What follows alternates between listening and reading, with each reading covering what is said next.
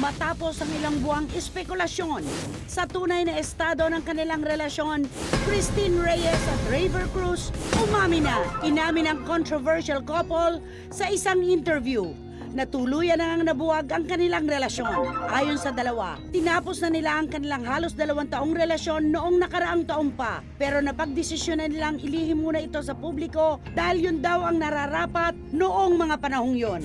Hindi man nila ibinulgar ang tunay na dahilan ng kanilang hiwalayan, sinisigurado naman nila na walang third party na sangkot sa kanilang hiwalayan. Ganun pa man, bulong-bulungan ang di umano'y pagkakamabutihan ni Christine at ng kanyang no other woman leading man na si Derek Ramsey na agad namang pinabulaanan ng aktor. Hindi. No. I've answered this so many times. Magkaibigan kami ni Aa. Alam ni Aa yun. Hindi namin papa-apekto tong intriga na to sa pagkakaibigan namin. I should say sorry to Raver. Kaibigan ko si Raver. Kung nadadama yung ang pangalan namin ni Aa.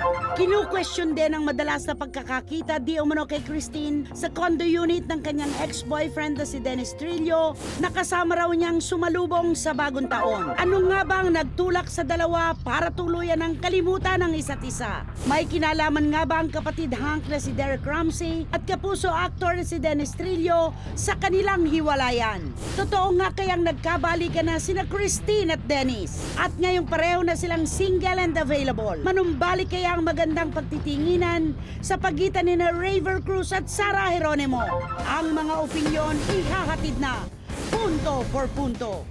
Talaga yun ay. Tsaka hindi mamatay-matay yung Derek Ramsey and Christine Reyes. Ang alam ko, nung ginagawa pa ni Derek at Christine, yung No Other Woman, sila nilaan, pinag-awayan ni Christine at saka ni Raver yung kwento na may nakakita sa bar kay Christine at kay Derek.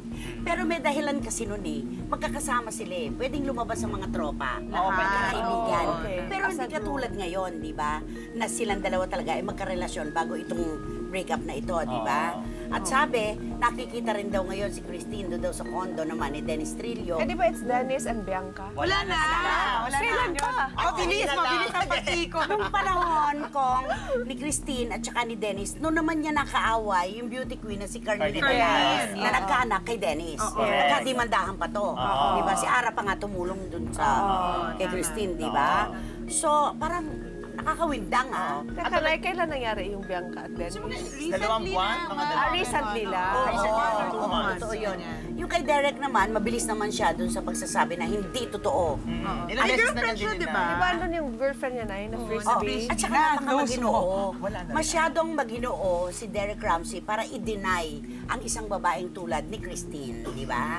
Masyadong maginoo siya, kaya siguro wala talaga. Pero di ba ang sabi si Christine tsaka si Raver nag-live-in daw noon? Yun ang alam namin. Kaya nga sabik na sabik, sabi nga nila, yung pamilya ni Raver sa kanya, kasi di naman siya umuwi. Pero alam ko lang nga na bandang Alabang siya kasi banda doon din si Paranaque. Kasi Paranaque naman si sinasabi Raver. nga sa akin na bongga daw doon tumira, madali daw makapuntang Makati. Noong nag-usap kami ni Christine. So, Alam niyo ba, Sa tinanong si area. Aramina tungkol dito sa hiwalayang ito. Isa lang ang sinabi ni Ara, sabay bato ng tingin sa langit. Kasi napakalambot naman ni Raver kumpara sa lakas ng personality ng kanyang kapatid. May mga kwento, di ba, na sinisigaw-sigawan niya si Raver, na nakarating sa pamilya ni Raver, kaya nagagalit sila. Kaya nga di ba may issue pang lumabas nung nalaman na naghiwalay? Parang natuwa daw yung Tuwan-tuwa. pamilya.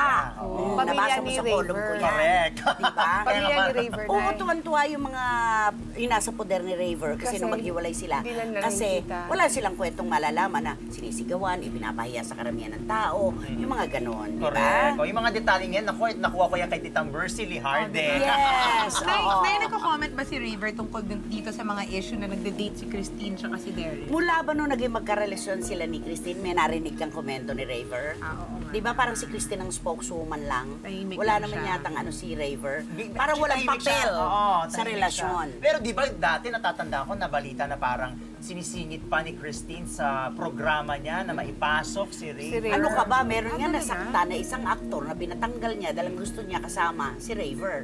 Asan ngayon si Sarah Geronimo? Di ba? Nakaaway din ni Christine. Dahil sabi ay ex nga ni Sarah, itong si Raver. Correct. Di ba? Naku, Rigodon. may parang Ang gulo. Oo. Maraming Oo. galaman. May network. Octopus ito. Oo. Di ba? Octopus. Nag-uugat kay Christine Reyes. Nalilito ako. Sa showbiz, sino ba yung first na naging boyfriend ni Christine? Si Dennis? Gusto mo ba ng maraming pangalan? Kailangan natin ng Baka may Poo and Christine na sunod. Okay, Pwede ano ba, pa ba? Derek? Nasagot na yung question mo, Marqueras, di ba? Marqueras. Ay, may kwento tungkol sa kanila ni Jano Gibbs. Ay. Huwag i-deny. Ayaw ni Bing. Ayaw ni Kapitan Bing. Di Ako, ba? sana pala din na ako nagtanong. Pahamak na tayo dyan. Mas marami pang Okay. nilalaki ang celebrities ng ating mga kasama dahil ang pinakamalalaking bituin ng Kapatid Network nagpatalbugan nga ba sa Grand TV5 Trade Launch? Mega rampa na with Mr. Fu. Watch this.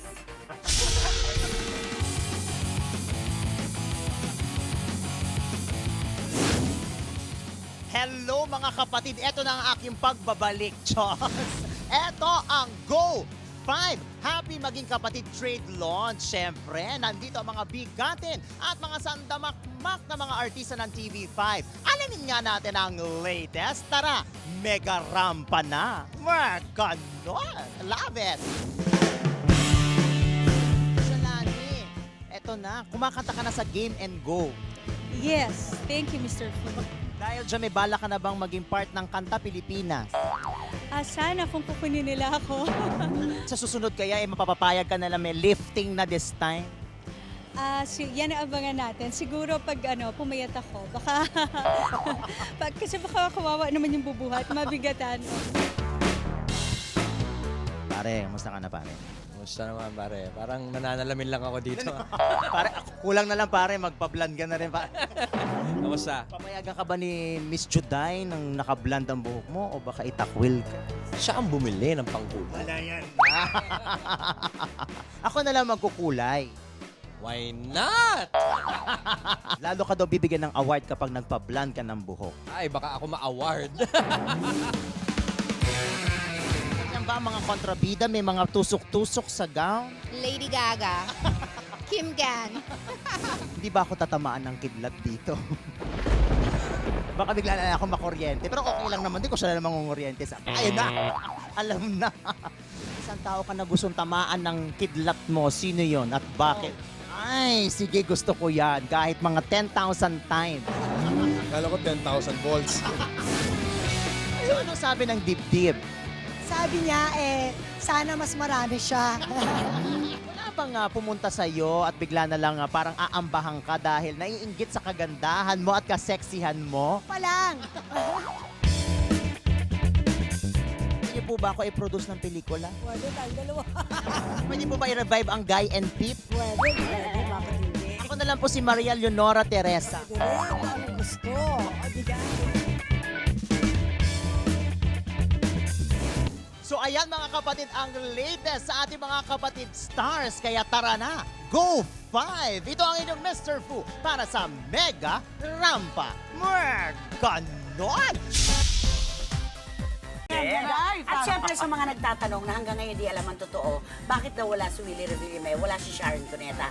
Nagbigay po sila ng mensahe para sa Go5. Aga night, that day. Si Aga, wala Baka out of Hindi nasa ata sa La Korea, sa Forbidden Explorer. Yes, Si oo. Miss Sharon, I think nasa Napunta na US. sa States. Si Willie nasa Macau. Oo. So wag na intriga. Ayan. Pero bago magtapos, maraming salamat muna kay, syempre, Lloyd Arceo, Maya Maya Jones, Jones. and Jun Parcero. Yes. At maraming salamat kay Tito Manny Garcia, at kay Tita Nene Olanday, at kay Philip Villanueva, at sa marami pang ibang tumututo. Secretary Joel Villanueva, thank you for watching. Hello! Alam mo, Ayan sino na. pang isa palagi Sino? nanonood sa atin? Si Tito Joey De Leon. Ayan! Sinabi niya sa akin. Ay, naku, Bait-bait Mr. niya. Joey De Leon, maraming salamat. Maraming Thank you salamat. talaga. Bye, Ay, ang ganda ni Albay, no?